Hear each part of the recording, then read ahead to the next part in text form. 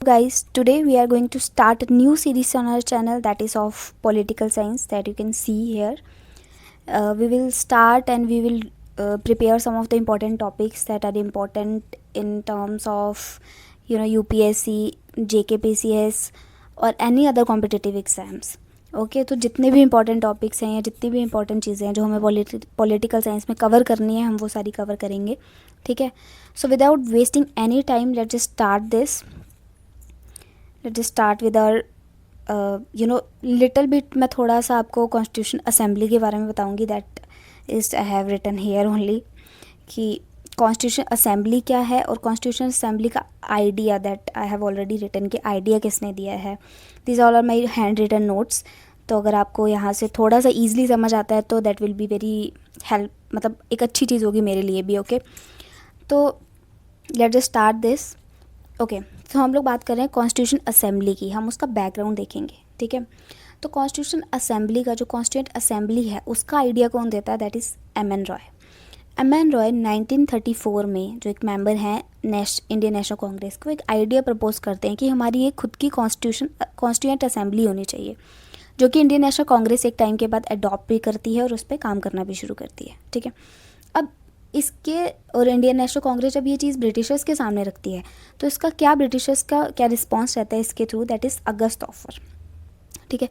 Britishers जो है वो अगस्त ऑफर लेकर आते हैं. ठीक है. मैं ये पेन यूज़ करती हूँ.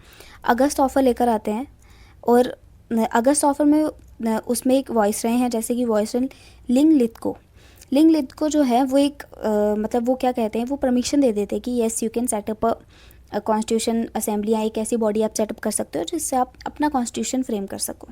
ठीक है. देन उसके बाद आता है हमारे पास क्रिस्प मिशन. क्रिस्प मिशन जो है वो क्या है, मार्च 1942 में आता है. और इसमें क्या है कि इसमें हमें क्या प्रपोजल मिलता है कि आप अगर आपको एक कॉन्स्टिट्यूएंट असेंबली बनानी है तो उसके लिए इलेक्शंस कराओ. तो एक इलेक्टेड कॉन्स्टिट्यूएंट असेंबली होनी चाहिए जो एक कॉन्स्टिट्यूशन फ्रेम करेगी after war. And which war? World war second. ठीक है.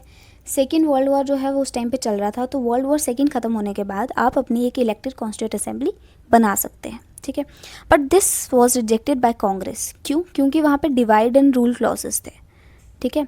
जो डिवाइड एंड रूल क्लॉजेस थे वो कांग्रेस को पसंद नहीं आए एंड कांग्रेस ने इस क्रिस्प मिशन को रिजेक्ट कर दिया. ठीक है. देन हमारे पास आता है कैबिनेट मिशन. कैबिनेट मिशन मई 1946 में आता है. ठीक है. फाइनल एक सक्सेसफुल अटेम्प्ट रहता है ये.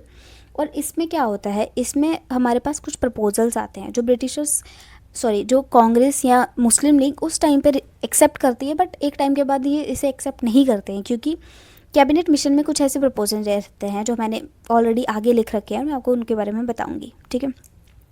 देन फॉर्मेशन होती है असेंबली की. ठीक है. इलेक्शंस होते हैं जून जुलाई में 1946 के आसपास 1946 में इलेक्शंस होते हैं जून जुलाई में और फॉर्मेशन होती है. इसका रिजल्ट क्या होता है? कांग्रेस को 208 सीट्स मिलती है और मुस्लिम लीग को 73 सीट्स मिलती हैं. ठीक है.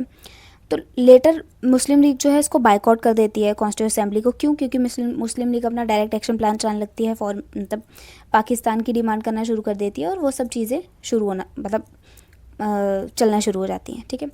तो हम देखते हैं कि फर्स्ट मीटिंग जो है वो कॉन्स्टिट्यूंट असेंबली की कब होती है. फर्स्ट मीटिंग जो है वो होती है 9 दिसंबर 1946. ठीक है. 9 दिसंबर 1946 को फर्स्ट मीटिंग होती है कॉन्स्टिट्यूंट असेंबली की. और 11 दिसंबर को डॉक्टर राजेंद्र प्रसाद को परमानेंट प्रेसिडेंट बना दिया जाता है असेंबली का. उससे पहले प्रेसिडेंट कौन थे? ठीक है. तो अगर हम लोग परमानेंट की बात कर रहे हैं तो who was the temporary president of that assembly? That was doctor Sachchidananda Sinha. Sorry मैं यहाँ पे एक बार लिख लेती हूँ. डॉक्टर सच्चिदानंद सिन्हा. ठीक है. He was very prominent member of the assembly. ठीक है. He was also the part of imperial legislative assembly. ठीक है. ब्रिटिश रूल के under. He was from Bihar. तो very prominent member at that time. He was बहुत ज़्यादा old भी थे ये. ठीक है. एडवाइज़र कौन था असेंबली का? That was B N Rau. And there were major 22 committees. ठीक है. टोटल 22 मेजर कमेटीज़ बनती है जिसमें हमारे पास ड्राफ्टिंग कमेटी भी होती है जिसके सबको पता है कि प्रेसिडेंट कौन थे drafting committee. That is B R Ambedkar. Union committee बनती है, एक स्टेट्स के लिए कमेटी बनती है, बहुत सारी ऐसे कमेटीज़ बनती हैं. There was major 22 committees. Okay, so now okay, तो हम लोग देखते हैं कि 22 जुलाई 1947 को national flag of India was adopted. ठीक है, इंडिया का नेशनल फ्लैग अडॉप्ट होता है. 15 अगस्त 1947 को इंडिया को इंडिपेंडेंस मिलती है. तो उसके बाद हमारा जो कॉन्स्टिट्यूशन बनता है, यहाँ हमारा जो लेजिस्लेशन बनता है वो किस तरीके से बनता है. ठीक है, उसमें क्या चीज़ें होती हैं. तो क्योंकि अब लेजिस्लेशन असेंबली भी बनानी है, ठीक है, लेजिस्लेशन भी बनाना है, तो फर्स्ट स्पीकर ऑफ लोकसभा उस टाइम पे कौन बनते हैं? जीवी मालवांकर. ठीक है, जीवी मालवांकर उस टाइम पे हमारे पास स्पीकर बनते हैं लोकसभा के. नाउ जैसे कि मैं आपको बता दी, कैबिनेट मिशन प्लान 1946 में आता है. 3 मेंबर्स होते हैं, that is Lord Pethick Lawrence, sir Stafford Cripps and A V Alexander. ये हमारे सामने क्या प्रपोज सकते हैं? That is Union of India. India जो है वो पार्टीशन नहीं होगा, इंडिया डिवाइड नहीं होगा. ग्रुपिंग ऑफ प्रोविंसेस की ग्रुपिंग होगी, group A, group B and group C. Group A जहाँ पे हिंदूज होंगे और मेजोरिटी नेशन होगा. ग्रुप बी जहाँ पे मुस्लिम होंगे और मुस्लिम का मेजर पार्ट होगा. एंड ग्रुप सी जहाँ पे असम और बंगाल होगा. ठीक है, basically that was the division. और कॉन्स्टिट्यूशन असेंबली बनेगी जिसमें 389 मेंबर्स होंगे. ठीक है, ऑल्दो ये बाद में हमें पता है कि मुस्लिम लीग ने डायरेक्ट एक्शन प्लान लॉन्च करके मुस्लिम लीग यहाँ से बाइकआउट होके निकल गया था. ठीक है, 3 जून 1947 को माउंट बैटन प्लान आता है. माउंट बैटन प्लान क्या सजेस्ट करता है? That is partition of India, कि इंडिया का पार्टीशन होगा. इस तरह से एक रेड क्लिफ लाइन बनेगी, यहाँ से पाकिस्तान होगा, यहाँ से इंडिया होगा. ठीक है, कॉन्स्टिट्यूशन असेंबली बनेगी. एक प्रिंसली स्टेट्स को एक तरह से पावर दे दी गई कि that is it's on your hand, either you will go with India या फिर आप पाकिस्तान के साथ चले जाओ. बंगाल और पंजाब का डिवीज़न होगा, दोनों को डिवाइड किया गया. और नॉर्थ वेस्ट फ्रंटियर को भी डिवाइड कर दिया गया. और सिंध जो है वो पाकिस्तान के हिस्से चला गया. ठीक है, 15 अगस्त 1947 से जब कॉन्स्टिट्यूएंट असेंबली और लेजिस्लेटिव असेंबली काम करना शुरू करते हैं, ठीक है, तो हम देखते हैं कि 26 नवंबर 1949 तक हमारा कॉन्स्टिट्यूशन कंप्लीट हो जाता है. जब हमारा कॉन्स्टिट्यूशन कंप्लीट हो जाता है तो 26 जनवरी 1950 को it was came into effect. ठीक है, अब क्यों 26 जनवरी को मतलब कॉन्स्टिट्यूशन को लाया जाता है? वाई? क्योंकि वी ऑल नो दैट कि there was a very prominent day. ठीक है, जिसमें जो जवाहरलाल नेहरू ने जिसमें पूर्ण स्वराज की एक तरह से वो करी थी, कि घोषणा करी थी कि इंडिया विल टेक पूर्ण स्वराज.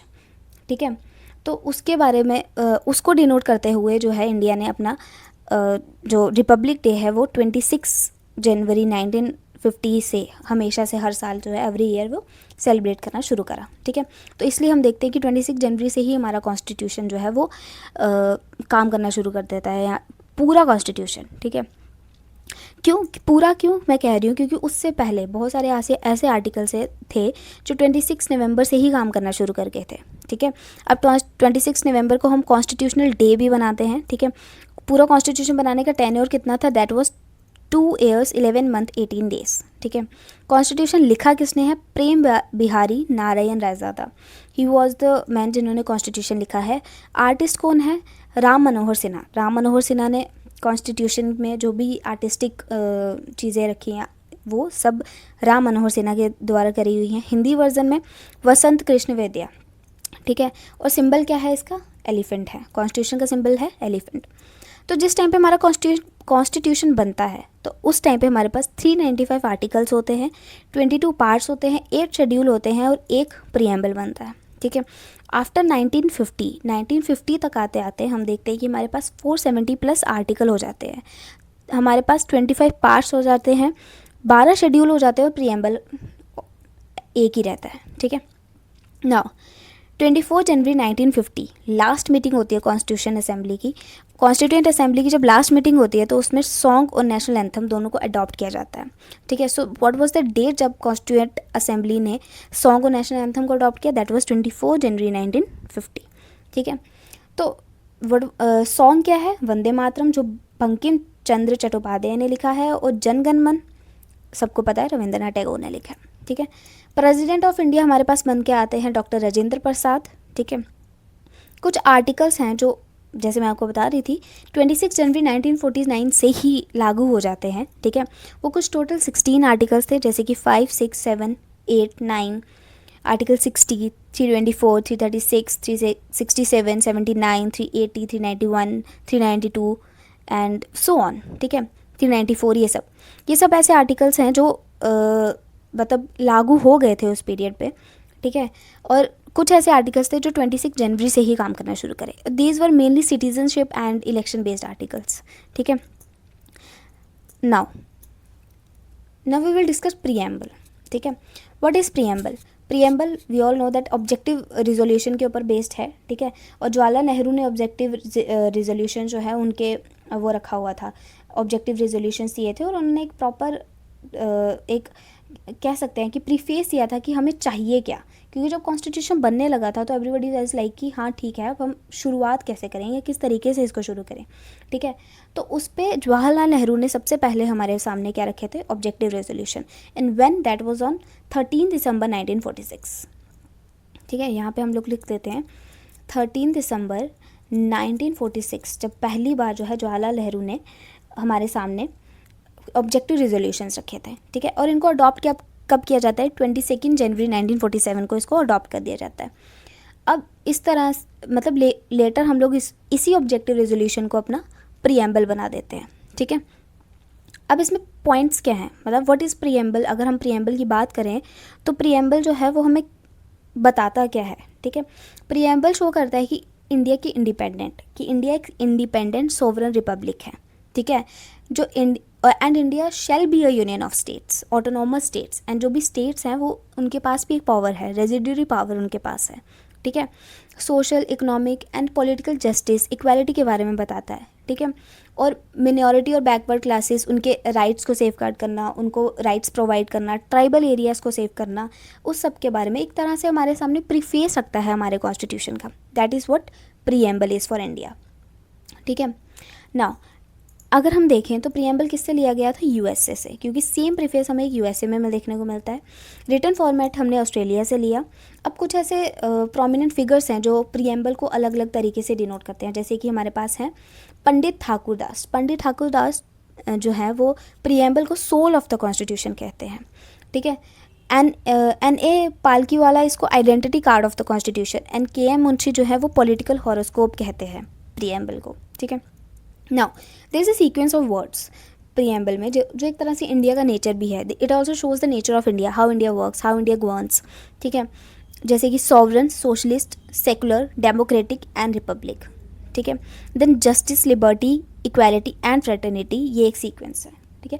ये एक सीक्वेंस से काम करता है, और एक सीक्वेंस से हमारे पास वर्ड्स है प्रीएम्बल में जो एक बहुत इंपॉर्टेंस जो है वो रखते हैं। आप पर्टिकुलर वन वर्ड अगर आप देखोगे कि सोवरन अकेला ही एक बहुत इंपॉर्टेंस रखता है, then socialist, secular, same as others, ठीक है।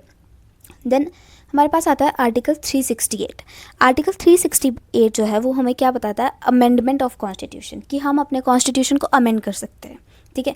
And when you have the power to amend the constitution you will amend the constitution, and we अगर हम देखे जाएँ तो हमारे पास एक बहुत टाइम के बाद फर्स्ट कॉन्स्टिट्यूशन अमेंडमेंट एक्ट आता है, ठीक है। और पार्लियामेंट जो है पहली बार जो है क्या बोलते हैं अपने ये कॉन्स्टिट्यूशन को जो है अमेंड करती है, ठीक है। तो हमारे पास जो फर्स्ट कॉन्स्टिट्यूशनल अमेंडमेंट आती है, ठीक है, वो क्या आती है, first constitutional amendment, that is first constitutional amendment 1951 में आती है, ठीक है। एंड हमें पता था कि हमारे इंडिया में ज़मींदारी सिस्टम जो है वो बहुत ज़्यादा प्रीवेलेंट है और बहुत ज़्यादा चल रहा है, ठीक है। तो उसको ख़त्म करने के लिए सबसे पहले हमारे पास रिफॉर्म आता है, that is land reform law, जिसमें हम ज़मींदारी को एबॉलिश करते हैं, ठीक है। जो राइट टू प्रॉपर्टी हमारा एक वो बहुत फंडामेंटल राइट हुआ करता था जब हमने उसको अब हमने उसको फंडामेंटल से हटा के लीगल राइट कर दिया है, बट वो एक टाइम पे फंडामेंटल राइट हुआ करता था, वो उसको वायलेट करता था। तो फर्स्ट हमारा जो अमेंडमेंट होता है 1959 में, हम 51 में हम क्या करते हैं, लैंड रिफॉर्म्स करते हैं। लैंड रिफॉर्म्स में सबसे पहला स्टेप ज़मींदारी को अबॉलिश करते हैं, ठीक है। फ्रीडम ऑफ स्पीच जो लिया जाता था लोगों से, वो उसको भी कर्टेल करता था, हम उसको भी रिज़र्व करने के लिए, उसको प्रिजर्व करने के लिए ये लॉ लाते हैं, ठीक है। देन हमारे पास फर्स्ट हम देखते हैं बरूबरी यूनियन केस आता है 1960 में रिलेटेड टू प्रीएम्बल, ठीक है। प्रीएम्बल पे चर्चा करते करते एक केस आता है that is preamble is not the part of the constitution, ठीक है। बरूबरी यूनियन केस कहता है प्रीएम्बल जो है वो कॉन्स्टिट्यूशन का पार्ट नहीं है, ठीक है। अब इसके रिस्पॉन्स में 1973 में एक केस आता है केशवानंदा भारती केस, जिसमें सुप्रीम कोर्ट कहता है कि preamble is a part of Indian constitution and it's an integral part. अगर आप देखो कि ये बहुत इंटीग्रल पार्ट है, ये एक समरी प्रोवाइड करता है कॉन्स्टिट्यूशन की, कोई पावर नहीं प्रोवाइड कर रहा कि तुम कुछ ऐसा कर सकते हो, ठीक है। This is just providing a summary of the constitution, ठीक है। नॉन जस्टिफाइबल है, ठीक है। और इसी केस में सुप्रीम कोर्ट कहता है that you can amend the constitution, you can amend, क्योंकि हम देखते हैं कि उस टाइम पे बहुत प्रीवेलिएंट एक अमेंडमेंट चल रही थी that was 42nd constitutional amendment, जिसको एक तरह से मिनी कॉन्स्टिट्यूशन ऑफ इंडिया भी कहा जाता है। If I will tell you that is mini constitution of India. Mini constitution of India इसलिए बोला जाता है क्योंकि दैट वाज सो बिग, इतना लॉन्ग अमेंडमेंट था और उसमें बहुत सारी चीज़ों को चेंज किया जा रहा था। तो इस अमेंडमेंट के चलते सुप्रीम कोर्ट जो ये केस चल रहा था उसमें कहता है कि you can amend the constitution but not the basic structure of the constitution, कि जो बेसिक स्ट्रक्चर है अगर तुम उसके साथ छेड़छाड़ कर रहे हो then that will not be, मतलब उसको हम मानेंगे नहीं, ठीक है। एंड उसी टाइम पे हम देखते हैं कि 42nd कॉन्स्टिट्यूशन अमेंडमेंट के थ्रू हमारे पास 3 वर्ड्स ऐड होते हैं अपने प्रीएम्बल में, that is socialist, secular and integrity, ठीक है। ये 3 वर्ड्स जो है उस टाइम पे ऐड होते हैं और इन 3 वर्ड्स को हम लोग अपने प्रीएम्बल में आज भी देखते हैं, ओके। तो यही था हमारा प्रीएम्बल तक, आज हम यहीं तक रखेंगे। कल हम schedules of the Indian constitution से कंटिन्यू करेंगे, दैन हम आगे अपने इंपॉर्टेंट टॉपिक्स को कवर करते जाएंगे, ठीक है। मुझे पता है कि 42nd कॉन्स्टिट्यूशन अमेंडमेंट में और भी बहुत सारी चीज़ें थी, बट क्योंकि हम प्रीएम्बल पढ़ रहे हैं तो हम प्रीएम्बल के रिलेटेड जो भी चीज़ें हैं हम वही इस टाइम पे कवर करेंगे। Then I will cover the other things in other topics जहाँ जितनी इंपॉर्टेंट है उस उधर वहीं पे, ठीक है। टिल देन आप लोग जुड़े रहिए और आगे वीडियोस का वेट करिए and thank you for your support. Thank you so much.